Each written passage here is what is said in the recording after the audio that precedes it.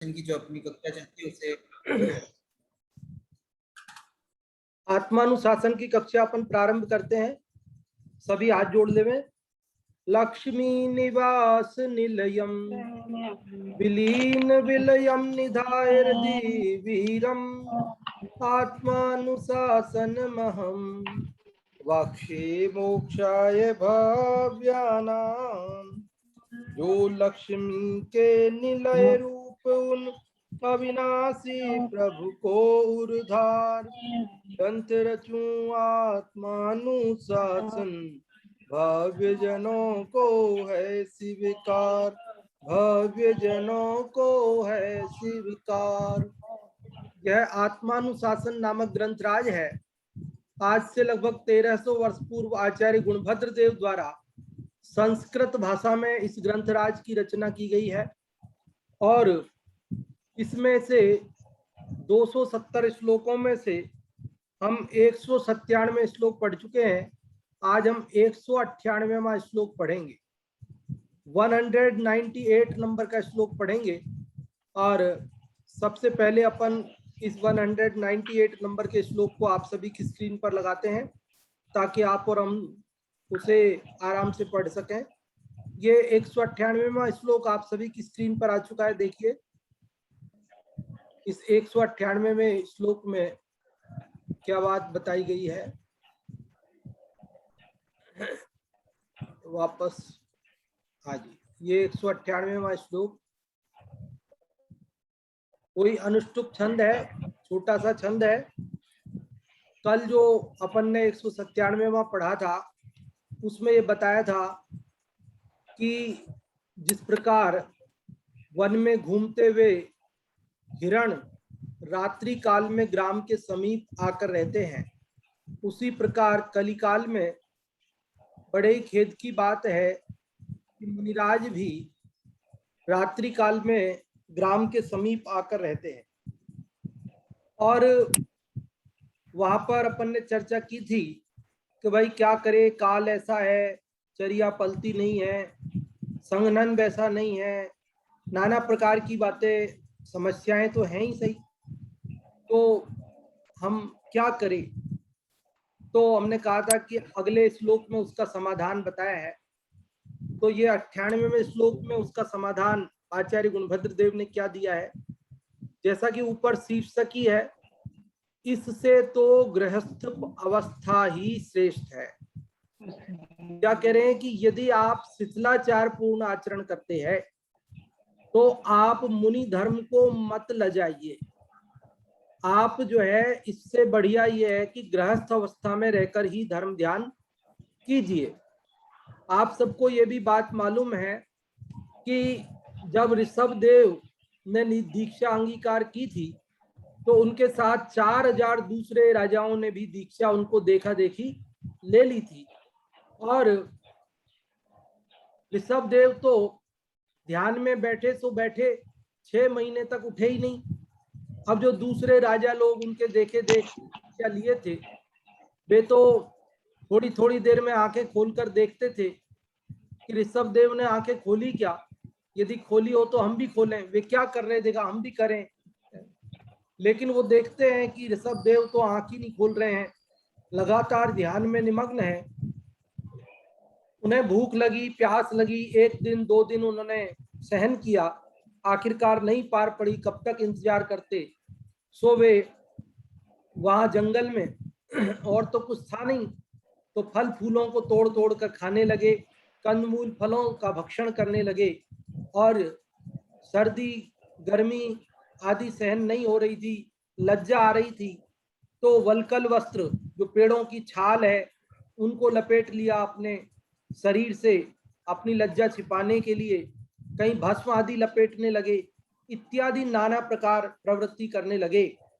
तो आप सब जानते हैं कि वहां पर इंद्र आए और इंद्र ने आकर के उन राजाओं को डांटा, उन्हें कहा कि देखो तुम मुनि धर्म को लज्जित मत करो, बदनाम मत करो। यदि तुमसे मुनि धर्म का पालन नहीं होता है तो तुम जो है गृहस्थ अवस्था का पालन करो, गृहस्थ धर्म का पालन करो। किंतु मुनिवेश यदि अंगीकार किया है तो मुनिवेश की लाज रखो, उसके अनुरूप आचरण करो, इस प्रकार के शिथिलाचार पूर्ण आचरण नहीं करो। यही बात आचार्य गुणभद्र देव भी मानो इस श्लोक में ये कहना चाहते हैं। इसलिए वो कह रहे इससे तो गृहस्थ अवस्था ही श्रेष्ठ है। क्या लिखा? वरम गार्हस्थ्यम एव। वरम, वर मतलब श्रेष्ठ, गार्हस्थ्यम मतलब गृहस्थपना, एव मतलब ही, कि गृहस्थपना ही श्रेष्ठ है। अद्य आज, तपसो तप से, कैसे तप से? भावी जन्म न, कि जिस तप से भावी जन्म हो, मतलब भविष्य में पुनः जन्म धारण करना पड़े, ऐसे तप से तो क्या श्रेष्ठ है? कि गृहस्थपना ही श्रेष्ठ है। ये बात यहाँ पर कहते हैं। तो देखिए पहली पंक्ति समझ में आई होगी। स्वः स्त्री कटाक्ष, स्वः मतलब कल, मतलब आगे भविष्य में, स्त्री कटाक्ष लुंटाक लोप्य वैराग्य संपदा, मतलब स्त्रियों के कटाक्ष पूर्ण देखने रूपी लुंटाक मतलब लुटेरे के द्वारा लोप्य मतलब लुप्त हो गई है, नष्ट हो गई है, जिनकी वैराग्य संपदा, वैराग्य रूपी संपदा, मतलब स्त्रियों के कटाक्ष रूपी लुटेरों ने जिनके वैराग्य रूपी धन को लूट लिया है, ऐसे भावी जन्म, आगे जन्म मरण कराने वाले तप से तो वरम गार्हस्थ्यम एव, गृहस्थपना ही श्रेष्ठ है। आप इसका अर्थ समझे होंगे। एक बार फिर से मैं अर्थ बताता हूं, और अभी मैंने इसका उच्चारण भी आपके बीच किया नहीं है, मैं फिर से इसका एक बार उच्चारण भी करता हूं, इसका फिर से एक बार अर्थ भी बताता हूं। वरम गार्हस्थ्यमेवाद्य तपसो भावी जन्मनः स्वस्त्री कटाक्ष लुंटाक लोप्य वैराग्य संपदा, आज किया तप कल लुट जाए, नारी नेत्र कटाक्षों से हो विलुप्त वैराग्य श्रेष्ठ गृह जन्म विवर्धक इस तप से। देखो आचार्य गुणभद्र देव क्या कह रहे हैं कि स्त्री कटाक्ष लुंटाक लोप्य वैराग्य संपदा, कि स्त्रियों के कटाक्ष रूपी लुटेरों के द्वारा लुप्त हो गई है, नष्ट हो गई है वैराग्य रूपी संपदा जिनकी, ऐसे स्वः भावी जन्मनः, कल आगे भविष्य में जन्म जिससे होंगे और धारण करने पड़ेंगे, ऐसे तपसो, ऐसे तप से तो अद्य गार्हस्थ्यम एव वरम, आज गृहस्थपना ही अच्छा है। आप में से जो भी इसका अर्थ बताना चाहते हैं वे लोग रेज हैंड कर सकते हैं। बहुत सरल है, कठिन नहीं है, छोटा सा है, और मैंने इसका अर्थ आपको बताया भी है। और यदि कोई शब्द का अर्थ आपको नहीं समझ में आए तो आप पूछने के लिए भी रेज हैंड कर सकते हैं। कई बार हमें लगता है सरल है, समझ में आ गया, लेकिन किसी को नहीं भी समझ में आया हो सकता है।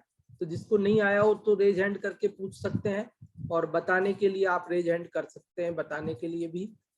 और सबसे पहले प्रीति जी आपको अनम्यूट किया है, आप बताएं केरल से।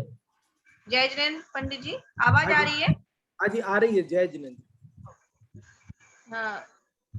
वरम गास्तमेवाद्या तपसो भावी जन्मना स्वस्त्री कटाक्ष लुंटा कलोप वैराग्य संपदा। इसका अर्थ आचार्य गुरुदेव ने किया है, गुणवत्ता सागर जी ने किया है कि ऐसा तप नहीं करना चाहिए जिससे ऐसा तप जो बिल्कुल भी श्रेष्ठ नहीं है। इससे तो ग्रस्त अवस्था ही श्रेष्ठ है, और ऐसा तप जो नष्ट हो जाए इस नारी के नेत्र कटाक्षों के द्वारा, इस टाइप ऐसा तप नहीं करना चाहिए, इससे तो ग्रस्त अवस्था ही श्रेष्ठ है। हाँ जी, बहुत अच्छा आपने बताया कि ऐसे तप से क्या फायदा कि जिसमें बाद में अन्य अन्य बाह्य निमित्तों को, स्त्री आदि के निमित्त से अपना वैराग्य नष्ट हो जाए और पुनः जन्म मरण के क्रम में चलना पड़े, इससे तो गृहस्थपना ही श्रेष्ठ है। बहुत अच्छा आपने इसका अर्थ बताया, बहुत बहुत धन्यवाद। और अभी नीलम जी आपको अनम्यूट कर रहे हैं, आप बताइए, हिंदी से बताएंगे या पाठ करेंगे या क्या करेंगे? विवर्धक का अर्थ क्या है? विवर्धक हाँ जी, बताते हैं।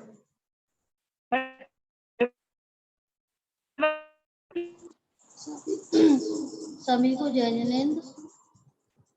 वरंग्रास्त में वाद्य तपसो भावी जन्मन है, स्वस्त्री कटाक्ष लुंटाक लोक राज्य संपद है।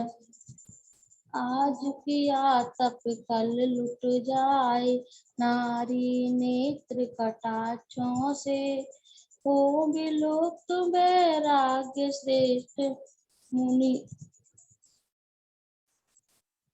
हो विलुप्त वैराग्य श्रेष्ठ ज्ञान विवर्धक इस तप से। मैं संस्कृत का अर्थ बता रही हूँ कि है ना, स्त्री के कटाक्ष रूपी लुटेरों से जिनका वैराग्य संपदा लुप्त हो गई है, और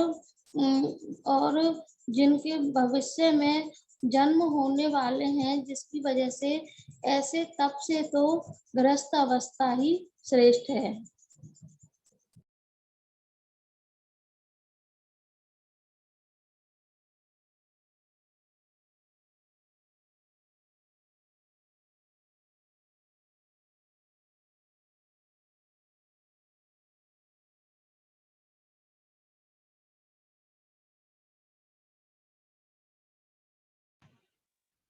पंडित जी आपकी आवाज नहीं आ रही है।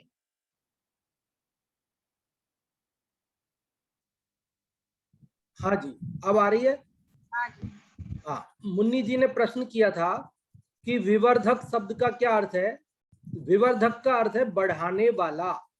जन्म विवर्धक मतलब जन्म बढ़ाने वाला, मतलब इस तप से जो कि जन्म को बढ़ाने वाला है, ऐसे तप से तो गृहस्थ दशा ही श्रेष्ठ है, ऐसा इसमें बताया है। मुन्नी जी आप बताना चाहते हैं तो हम आपको अनम्यूट करते हैं।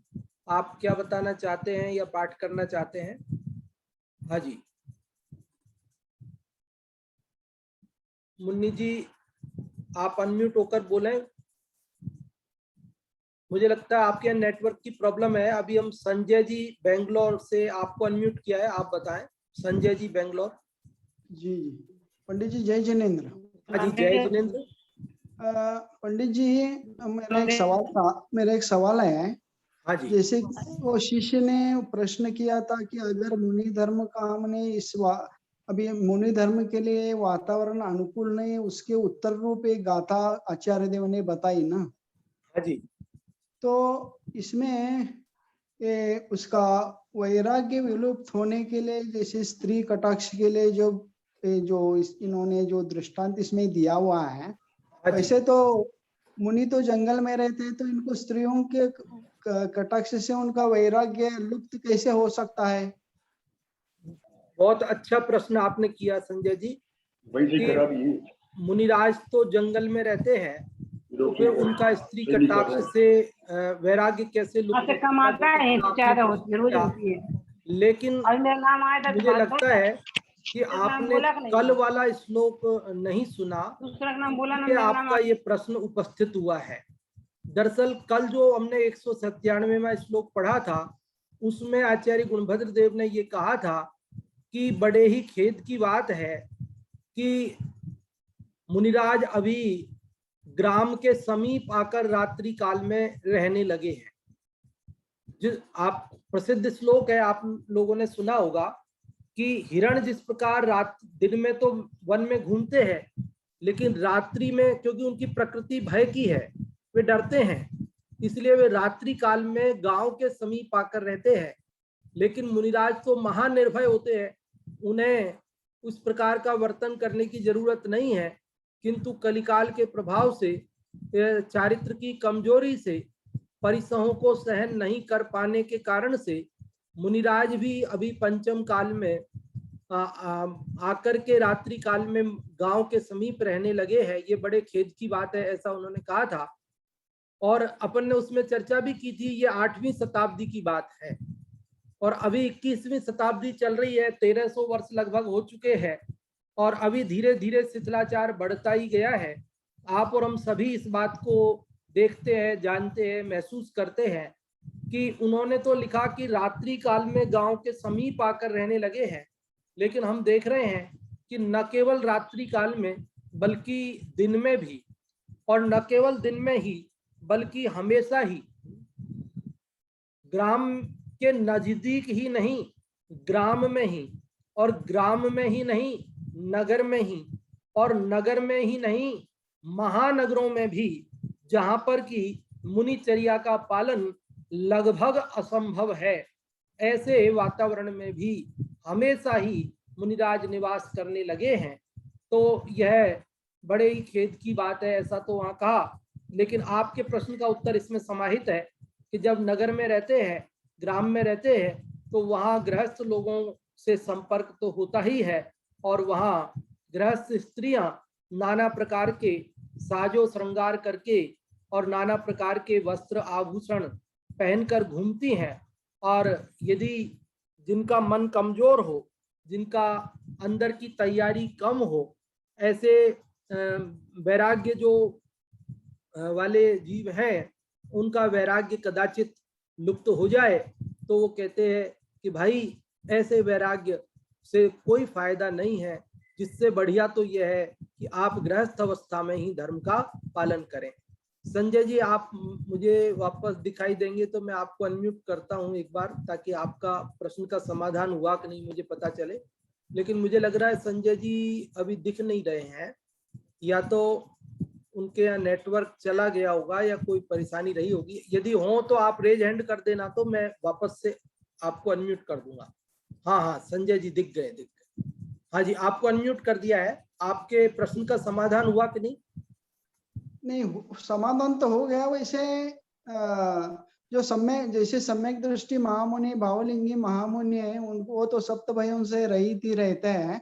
तो अभी की बात अलग है। जो भी उस वक्त के जो महामुनि होंगे, उनका तो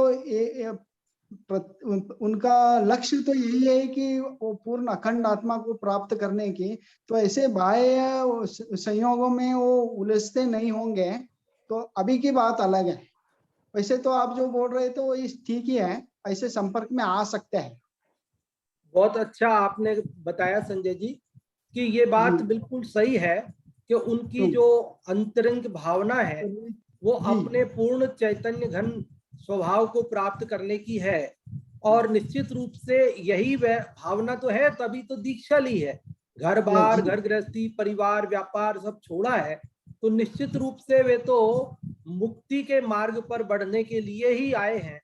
लेकिन कदाचित सब तो नहीं, कोई जीव, देखो सब जीवों की अलग अलग परिणति होती है जीव नाना, कर्म नाना, अवधि नाना, विध कही, अतएव वर्जित वाद है निज पर समय के। तो नाना प्रकार के जीव हैं, नाना प्रकार के कर्म के उदय हैं। तो कोई जीव इस प्रकार की स्थिति बन जाए तो उसे समझाते हुए ये बात कही जा रही है। और मैं आप सबको, जो लोग बाद में हमसे जुड़े हैं, इस ग्रंथ के प्रारंभ होने के समय नहीं थे हमारे साथ, उन्हें हम बताना चाहेंगे। शुरू में हमने परिचय में बताया था कि ये गुणभद्राचार्य के एक धर्म भाई थे। धर्म भाई लोकसेन नाम के मुनिराज, लोकसेन नाम के मुनिराज भी उन्हीं के संग में, उनके दीक्षा गुरु, मतलब एक ही थे दोनों के, वो धर्म भाई कहलाते हैं। तो वे थोड़े भ्रष्ट हो गए थे, यूं समझ लीजिए, शिथिल हो गए थे। लोकसेन नाम के मुनिराज विषयों के प्रति आकर्षित हो गए थे। तो विशेष रूप से उनको समझाने के लिए इस ग्रंथ की रचना आचार्य गुणभद्र देव ने की अपने धर्म भाई लोकसेन नाम के मुनिराज को, जो कि इस प्रकार के वैराग्य संपदा को लुटते हुए उन्होंने देखा था अपनी आंखों से, इसलिए उन्होंने ये बात उनको कही, और उनके माध्यम से अन्य भी किसी के अगर इस प्रकार की स्थिति हो तो उसे भी समझाने के लिए ये बात कही थी। सही है। बहुत अच्छा संजय जी, आपके माध्यम से इस बात का खुलासा हुआ। बहुत अच्छा लगता है आप लोग प्रश्न पूछते हैं। आप निश्चित रूप से, आपके मन में जो भी जिज्ञासा हो, आप बेझिझक रेज हैंड करें, हम आपके जी, जी। प्रश्न को सुनेंगे और जो हमसे बनेगा वो समाधान करने की कोशिश करेंगे। जी पंडित जी। हाँ जी, धन्यवाद साहब।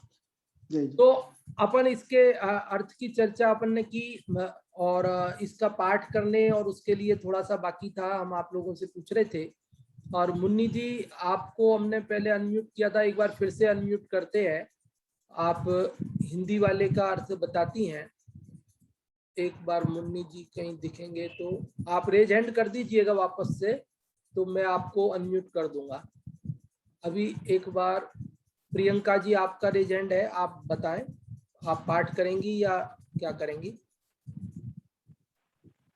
आज किया तप कल लुट जाए, नारी नेत्र कटाक्षों से, हो विलुप्त वैराग श्रेष्ठ ग्रह, जन्म विवर्धक इस तप से।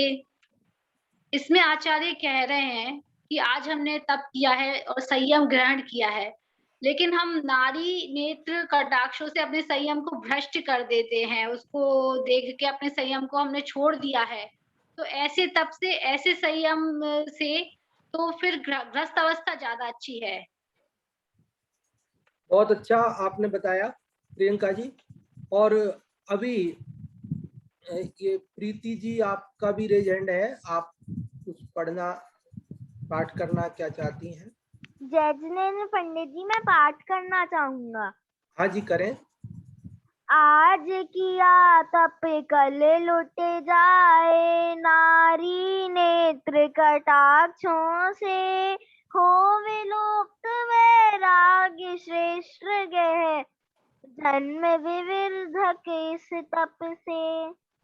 हाँ जी, बहुत अच्छा आपने पाठ किया, बहुत बहुत धन्यवाद भैया आपके लिए। और अभी अपन इस श्लोक के भाव की अपन चर्चा करते हैं। मुन्नी जी आ गए हैं। मुन्नी जी, आपको अनम्यूट किया है, आप बताना चाहते हैं?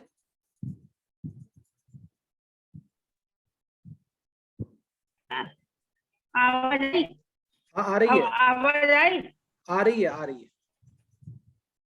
मेरा मोबाइल खराब है ना, तो बार बार यूनिट हो जाता है, बार बार चला जाता है, सब बार बार आप भी चले जाते हो, सही नहीं। हाँ जी, हो गया। आज किया तप कल लुट जाए, नारी नेत्र कटाक्षों से, होल विलुप्त वैराग श्रेष्ठ है, जन्म विवर्धक इस तप से। इस श्लोक में बताया है कि आज तो संयम धारण कर लिया, वैराग कर लिया, और नारी की कटाक्ष से कल वो लुट जाता है, नारी के नेत्र कटाक्ष से। ऐसे वैराग जो लुप्त हो जाए, उस वैराग से तो गृहस्थ के घर में रहे, और वैराग लुट जाता है तो वो बहुत जन्म धारण विवर्धक माने अनेक जन्म धारण करने पड़ते हैं। इस तप से क्या फायदा है, इस श्लोक में आचार्य देव ये कहना चाहते हैं। हाँ जी, बहुत अच्छा मुन्नी जी, आपने इसका अर्थ बताया। अब अपन इसके भाव की चर्चा थोड़ी करते हैं। देखिए, इस श्लोक में आचार्य गुणभद्र देव क्या हमें कहना चाहते हैं, तो इसमें विशेष रूप से ये बात कहना चाहते हैं कि हम शिथिलाचार को न करें, बल्कि जो मुनि धर्म है उसका वास्तविक पालन करें, श्रावक धर्म है उसका वास्तविक पालन करें। यहाँ पर इसी प्रकार की जो बात आचार्य समंत भद्र स्वामी ने रत्नकर्ण श्रावकाचार नाम के ग्रंथ में 33 नंबर के श्लोक में 33 नंबर के श्लोक में कही है। क्या कही है? गृहस्थो मोक्ष मार्गस्थो निर्मोहो नैव मोहवान, अनगारो ग्रही श्रेयान निर्मोहो मोहिनो मुने। इसका साधारण अर्थ क्या है? वो कहते हैं कि गृहस्थ भी यदि निर्मोही है और मुनि मोही है, तो उन दोनों में से गृहस्थ श्रेष्ठ है। मोही मुनि की अपेक्षा निर्मोही गृहस्थ श्रेष्ठ है। हम सुनते हैं ना, भरत जी घर ही में वैरागी, कि भरत जी जैसे घर में रहते हुए भी वैराग्य का मैं जीवन जीते थे, ऐसे गृहस्थ इस प्रकार के मुनियों से कि जिनकी वैराग्य संपदा स्त्री कटाक्ष रूपी लुटेरों द्वारा लूट ली गई है, उनकी अपेक्षा श्रेष्ठ है। इसी प्रकार की चर्चा आचार्य कुंद देव ने भी अष्टपाहुड़ के लिंग पाहुड़ नाम के ग्रंथ में 17 नंबर की गाथा में लिखी है। 17 नंबर की 17 नंबर की गाथा में लिंग पाहुड़ में क्या बात आई, वो कहते हैं नारियों से राग करते दूसरों को दोष दें, सद्ज्ञान दर्शन रहित हैं वे, श्रमण नहीं तिर्यंच हैं। वो तो बड़ा ही कठोर शब्द का प्रयोग करते हैं। वो तो ये कहते हैं कि जो नारियों से राग करते हैं और दूसरों को, अन्य को दोष देते हैं, गृहस्थों इत्यादि की कमियां निकालते हैं और कहते हैं ये हमको पूछते नहीं है, ये हमको हाथ नहीं जोड़ते हैं, ये हमको आहार नहीं देते हैं, इत्यादि इत्यादि गृहस्थों को तो वे डांट पिलाते हैं और स्वयं इस प्रकार का शिथिलाचार पूर्ण आचरण करते हैं। तो उनके लिए आचार्य कुंद देव ने कहा कि वे श्रमण नहीं तिर्यंच हैं। हम तो अपने मुख से बोलने में भी हमें बड़ी झिझक होती है कि हम इस प्रकार के शब्दों का उच्चारण कैसे करें, लेकिन आचार्य कुंद देव स्वयं मूल गाथा में इस प्रकार की बात लिख कर गए, इसलिए हम तो केवल उसको पढ़कर मात्र आपको सुनाते हैं। देखो यहाँ पर एक बात समझना, मुनियों की निंदा नहीं की जा रही है, बल्कि मुनि धर्म कैसे सुरक्षित रहे उस बात की चिंता व्यक्त की जा रही है। मुनि धर्म शिथिलाचार रहित यथार्थ आगम के अनुरूप पालन होता रहे, उसकी प्रेरणा दी जा रही है। एक बात ध्यान रखना, यहाँ गृहस्थ को श्रेष्ठ बताना ध्येय नहीं है, समझना बात को। वो कह भले ही रहे कि इससे बढ़िया गृहस्थ है, लेकिन वो गृहस्थ अच्छा है ऐसा नहीं बताना चाहते हैं।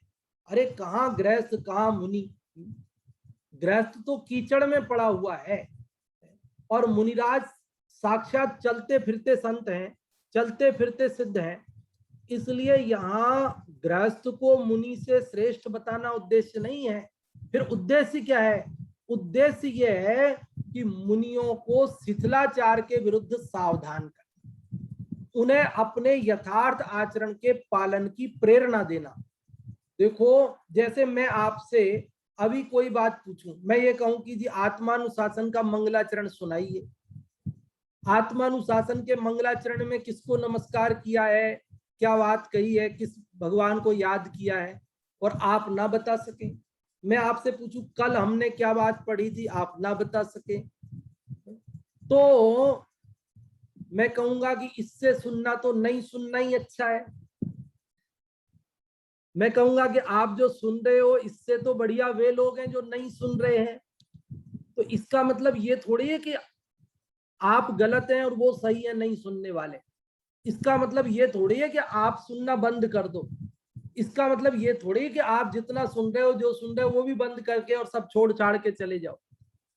बल्कि हमारा ये कहने का मतलब कि इससे बढ़िया तो नहीं सुनने वाले हैं। ये मतलब है कि आप ध्यान से सुने, आप याद रखें, थोड़ा आप उपयोग को स्थिर करें, ये प्रेरणा देना है। जैसे एक पिता अपने बेटे से कहता है तू कल से स्कूल मत जाना, बेकार पैसे बर्बाद करता है। तो बोलो पापा का कहना क्या है? बच्चा कहे ठीक है पापा जी कल से स्कूल नहीं जाऊंगा, मैं आपके पैसे बचाऊंगा। बोलो पापा खुश हो जाएंगे ना? वो खुश नहीं होंगे। क्यों? क्योंकि उनका कहने का तात्पर्य ये नहीं है। बच्चा कहे कि पापा आपने ही तो कहा था कि पैसे बर्बाद करता है, कल से मत जाना, तो मैं नहीं जाऊंगा, कल से पैसे बचाऊंगा आपके। तो पापा बोलते हैं कि बेटा मेरा उद्देश्य ये नहीं है कि तुम मेरे पैसे बचाओ और पढ़ने मत जाओ। मेरा उद्देश्य ये है कि पढ़ने तो जाओ, पैसे तो खर्च होने दो, उसकी चिंता मत करो, लेकिन तुम ध्यान से पढ़ो, तुम अच्छे से पढ़ो, तुम जो हमारे पैसे खर्च होते हैं उनका सदुपयोग करो, अच्छे से पढ़ाई करो। तो बंधुओं इसी प्रकार यहाँ आचार्य गुणभद्र देव शिथिलाचार पूर्ण मुनिराज के आचरण को देखकर बड़े ही अंदर में खेद खिन्न हुए और खेद खिन्न होकर उन्होंने ये बात प्रेरणा देने के लिए कही कि इससे तो गृहस्थ बढ़िया है। लेकिन एक बात जरूर ध्यान रखें कि गृहस्थ तो एक स्त्री तक अपने राग को सीमित रखकर जगत की अन्य समस्त स्त्रियों के राग को तोड़ता है, लेकिन यदि कोई मुनि होकर जगत की अन्य अनेक स्त्रियों के प्रति राग रखता है तो निश्चित ही ऐसा मुनिपना की अपेक्षा गृहस्थपना ही श्रेष्ठ है, इसमें कोई दो राय नहीं है। देखो, ऐसा एक पति अपनी पत्नी से बार बार ऐसा बोलता था कि मुझे वैराग्य हो गया है, मैं दीक्षा लूंगा, मैं मुनि बनूंगा। पत्नी जानती थी कि इन्हें कोई वैराग्य तो हुआ नहीं है, बस थोड़ा घर में झगड़ा हो जाता है, आपस में बनती नहीं है, कोई दुकानदारी में परेशानी आती है, कहीं नौकरी में संकट आते हैं, तो घर गृहस्थी से घबरा करके, जगत की समस्याओं से घबरा करके कहते दीक्षा ले लूंगा, दीक्षा ले लूंगा। तो पत्नी बड़ी परेशान रहती थी। वो जानती थी कि ऐसे वैराग्य में अगर ये दीक्षा ले लेंगे तो मुनि धर्म का पालन तो नहीं कर पाएंगे और मुनि धर्म को और लजाएंगे। तो वो उन्हें मना कर देती थी कि तुम दीक्षा मत लो।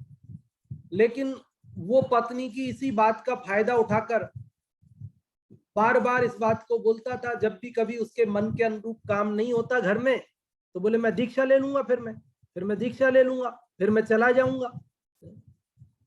तो पत्नी ने बोला अब की बार कि देखो सुनो एक बात, घर छोड़ो घर घर फिरो तो कबहु न छोड़ो कंत, घर छोड़ो मुक्ति वरो तो अबहु छोड़ो कंत। क्या मतलब है कि यदि आप घर छोड़कर घर घर फिरते हो, मतलब एक स्त्री का राग तोड़कर अनेक स्त्रियों का राग रखते हो, एक घर को छोड़कर अनेक घरों का राग रखते हो, एक 4 लोगों की गृहस्थी का राग छोड़कर सैकड़ों समाज जनों से राग रखते हो, तब तो तुम घर बिल्कुल मत। लेकिन यदि घर छोड़ करके मोक्ष जाते हो, घर छोड़ करके मुक्ति मार्ग पर आगे बढ़ते हो, तो आप कल छोड़ने की बजाय आज छोड़ो, आज दीक्षा ले लो। मैं अनुमोदना करती हूँ आपकी दीक्षा की। कोई बात नहीं, मेरे से जैसे बनेगा वैसा रहूंगी, मेरे पे जो बनेगा वो करूंगी, तुम जाओ आराम से, तुम्हें मैं नहीं रोकती हूँ। लेकिन ध्यान रहे कि तुम घर छोड़कर यदि जगत के अन्य मोह में पड़ जाओगे तो उससे तो बढ़िया है कि तुम घर में रह करके ही तुमसे बने जितनी आत्म साधना करो, न्याय नीति पूर्वक जीवन जियो। बंधुओं, ये बात बहुत ही मार्मिक है और बहुत ही संतुलित है। इस बात को हमें अच्छे से समझने की जरूरत है। यहाँ हमें मुनि धर्म से दूर हटने की प्रेरणा नहीं दी जा रही है, बल्कि मुनि धर्म को ठीक से पालन करने की प्रेरणा दी जा रही है। और यदि अपनी शक्ति ना हो, यदि अपना इतना ज्ञान, श्रद्धान और वैराग्य ना हो, तो फिर हमें गृहस्थी में रहकर ही अपने को आत्म साधना जितनी अपने से संभव हो वो करनी चाहिए। लेकिन बिना शक्ति के यदि भक्ति करने चल दिए तो वो जगत हंसाई हो जाती है और उससे मुनि धर्म बदनाम होता है। और फिर इंद्र जैसों को आकर के ये कहना पड़ता है कि तुम इस वेश को लज्जित मत।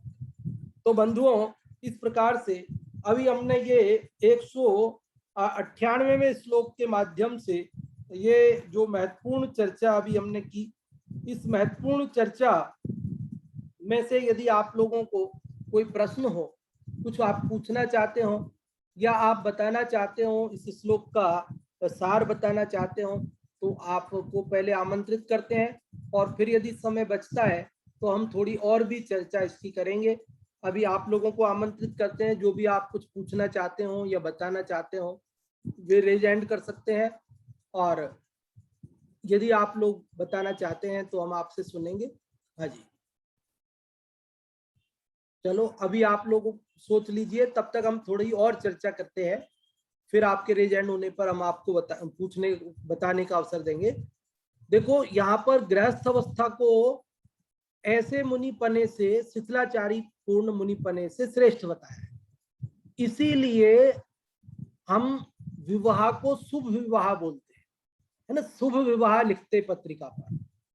तो कई लोग अध्यात्म के अतिरेक में ऐसा बोलते हैं कि साहब ये विवाह कौन सा शुभ होता है, विवाह करना थोड़ी शुभ बात है, अच्छी बात है, ये तो अशुभ विवाह है, ये इसको शुभ विवाह क्यों लिखते हैं। तो बंधुओं, थोड़ा सा हमें संतुलित विचार करना होगा। विवाह को अशुभ विवाह हम नहीं कह सकते हैं, विवाह शुभ विवाह ही है, इसमें कोई शक नहीं है। बंधुओं, शुभ विवाह क्यों है? शुभ विवाह इसलिए है क्योंकि एक तरह से वो अणुव्रत ग्रहण कर रहा है। अब हमें मालूम ही नहीं कि हम अणुव्रत ग्रहण कर रहे हैं। विवाह करना मतलब अणुव्रत ग्रहण करना, मतलब एक पत्नी व्रत लिया है उसने, पुरुष ने, और स्त्री ने एक पति व्रत लिया है। पति व्रत मतलब उसने जगत के जो असंख्यात मनुष्य हैं, उन सब मनुष्य, तिर्यंच इत्यादि समस्त के प्रति का राग छोड़ करके और केवल एक तक अपने राग को सीमित कर लिया है, और वह भी समाज के पंचों की उपस्थिति में और पंच समाज के नीति नियमों में बंधकर रहने के लिए उसने गृहस्थ अवस्था को स्वीकार किया है।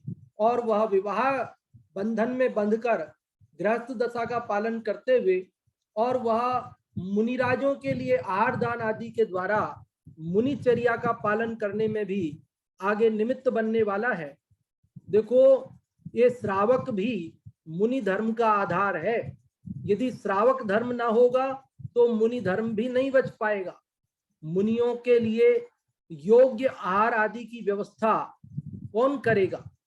योग्य श्रावक करेंगे। इसलिए ये विवाह करना शुभ ही है। आजकल कुछ बच्चे विवाह नहीं करना चाहते हैं और फिर वे महानगरों में इस प्रकार का अनर्गल बर्ताव करते हैं। इससे तो बढ़िया है कि कम से कम वे विवाह बंधन में बंधकर और अपने गृहस्थ अवस्था में रहकर एक स्त्री के प्रति या एक पुरुष के प्रति, स्त्री की अपेक्षा पुरुष और पुरुष की अपेक्षा स्त्री, अपने राग को सीमित करते हुए अन्य सब की तरफ से अपने उपयोग को हटाते हैं। इसलिए वे अणुव्रत ग्रहण किया है एक तरह से उन्होंने, इसलिए वे शुभ विवाह ऐसा कहना ठीक है, उसमें हमें संशय नहीं करना चाहिए। हाँ, यदि राग इतना ही घट गया हो, वो बाल ब्रह्मचारी हो जाए, बिना विवाह किए ही मुक्ति मार्ग पर आगे बढ़ जाए, तो वो तो उत्तम है ही, उसमें क्या शक है। हम बोलते ही हैं कि पंच बालयती तीर्थंकरों को विशेष श्रद्धा के साथ हम स्मरण करते हैं। वासु पूज्य मल्ल नेम पारस वीरति, पूजू मन वच धर प्रेम पांचों बालयती। तो वासु पूज्य 12वें, 19वें मल्लीनाथ, 23वें पार्श्वनाथ, 21वें नेमिनाथ और 24वें महावीर स्वामी, जो कि पंच बालयती है। ये 5 तीर्थंकरों ने विवाह नहीं किया, बाल ब्रह्मचारी रहे। तो जो बाल ब्रह्मचारी रहे, जिनकी शक्ति हो, निश्चित रूप से वे तो अभिनंदन के योग्य हैं ही। लेकिन जिनकी अंदर की कमजोरी है, अभी राग ऐसा घटा नहीं है, टूटा नहीं है, तो वे विवाह बंधन में बंधकर अपने राग को सीमित करते हैं। तो यह भी श्रेष्ठ है, इसलिए उसके लिए भी शुभ विवाह कहा है। तो बंधुओं, आज हमने ये 198वें श्लोक के माध्यम से अभी हमने मुनि धर्म को शिथिलाचार रहित होने के लिए जो प्रेरणा दी, वो बात पढ़ी आचार्य गुणभद्र देव की। और हम गृहस्थों को भी अपने जीवन में जितना हमारी शक्ति हो शिथिलाचार से बचना चाहिए। हम श्रावकों के लिए जो आचरण आगम में बताया गया है, हम शक्ति अनुरूप उसका जरूर पालन करें, और यदि पालन न कर पा रहे हो तो कम से कम उसकी श्रद्धा अवश्य करें, उसकी खिल्ली ना उड़ाएं। ऐसा नहीं कहें कि साहब रात्रि भोजन नहीं करने से क्या होता है, पहले तो लाइट नहीं थी, आजकल तो लाइट है, आज कोई फर्क नहीं पड़ता। अभी समय अपने पास ज्यादा नहीं है, आप लोगों से भी मुझे पूछना है, इसलिए मैं इस बात की चर्चा अभी ज्यादा नहीं करता हूँ। नहीं तो रात्रि में लाइट होने मात्र से दिन और रात का जो अंतर है वो समाप्त नहीं हो जाता है। इस बारे में एक बार हमने चर्चा की भी थी और फिर अवसर मिलने पर फिर करेंगे। और यदि अभी आप लोगों में कोई नहीं बताना चाहते होंगे तो अभी कर लेंगे। तो जो भी लोग आप में से पहले बताना चाहते हैं वो लोग रेज हैंड कर सकते हैं, क्योंकि अपने पास 4 मिनट ही बचे हैं। तो अभी जो ये 198वें श्लोक के माध्यम से अपन ने जो भी चर्चा की है उसमें से जो भी आपको समझ में आया हो आप बताएं। भले आप 1 वाक्य बताएं, 2 वाक्य बताएं, आप थोड़ा सा बताएं, भले कोई जरूरी नहीं कि आप ज्यादा बताएं, लेकिन जरूर आप कोशिश करें। रश्मि जी आपको अनम्यूट किया है, आप बताएं। जय जिनेंद्र। जय जिनेंद्र। आज के श्लोक से हमने ये समझा कि यदि हम शिष्टाचार में लगकर मुनि वेश धारण कर स्त्री के नेत्र कटाक्षों से हम वैराग्य को समाप्त कर देते हैं तो इससे तो हमें घर में रहना ही श्रेष्ठ है, क्योंकि उसमें हम एक स्त्री या एक पुरुष के साथ ही तो रहते हैं और अन्य के साथ तो हमारा वैराग्य ही रहता है। बहुत अच्छा रश्मि जी आपने बताया। और भी लोग जो आप में से बताना चाहते हैं वे लोग रेज हैंड कर सकते हैं। और यदि आप लोग पूरा नहीं बताना चाहते तो हम एक प्रश्न पूछते हैं, उस प्रश्न का जवाब दें कि इस श्लोक में क्या मुनि धर्म की अपेक्षा गृहस्थ धर्म को श्रेष्ठ बताया गया है? हमारा प्रश्न है, क्या इसमें मुनि धर्म की अपेक्षा गृहस्थ अवस्था को श्रेष्ठ बताया गया है क्या? इस प्रश्न का उत्तर जो भी देना चाहते हैं, प्रीति जी आपको अनम्यूट किया है, आप बताएं। आवाज नहीं आ रही, आवाज नहीं आ रही। अब आ रही है? हाँ जी आ रही है। इसे गृहस्थ की अपेक्षा मुनियों की अपेक्षा गृहस्थ को श्रेष्ठ नहीं। आप भले वीडियो बंद करके बोलें, आवाज कम आ रही है। हाँ जी अब आवाज आ रही है? हाँ जी आ रही है अब। हाँ, इस श्लोक में मुनियों की अपेक्षा गृहस्थ को श्रेष्ठ नहीं बताया है, बल्कि मुनियों का जो आचरण है उसको अपने आप को सुधारने के लिए ये सब उदाहरण दिए गए हैं। हाँ जी बहुत अच्छा। मुनि धर्म में शिथिलाचार को दूर करने की प्रेरणा दी गई है। गृहस्थ अवस्था को मुनि धर्म की अपेक्षा श्रेष्ठ नहीं बताया गया है। हमने 2 उदाहरण भी दिए कि जिस प्रकार बालक को हम कहते हैं कि तुम कल से स्कूल मत जाना, पैसे क्यों बर्बाद करते हो, अथवा हम श्रोताओं को कहते हैं कि ऐसा सुनने से क्या फायदा, तुम लोगों से तो जो नहीं सुनते हैं वो ज्यादा अच्छे हैं। तो ये नहीं सुनने की प्रेरणा नहीं है, बल्कि ध्यान से सुनने की प्रेरणा है। उसी प्रकार यहाँ गृहस्थ दशा को मुनि दशा से श्रेष्ठ नहीं बताया गया है, बल्कि मुनियों को शिथिलाचार रहित आगम के अनुरूप आचरण करने के लिए प्रेरणा दी गई है। हाँ जी, तो अब अपना समय भी पूर्णता की ओर पहुंच गया है और आप लोगों के शंकाओं के समाधान भी हो गए हैं। तो अब अपन दूसरी कक्षा जो नाटक समय सार जी की सुंदर चलती है उसके लिए पंडित जी साहब को आमंत्रित करते हैं। कोटा से पंडित जी जय कुमार जी साहब पधारें और नाटक समय सार जी की कक्षा प्रारंभ करावें। जी बहुत बहुत धन्यवाद पंडित हेमचंद जी साहब। 198 नंबर की छंद के माध्यम से हमने बहुत ही सुंदर प्रेरणा अभी सुनी कि हम जितना पालन कर सकें उतना ही नियम हमें लेना। और अब यहाँ नाटक समय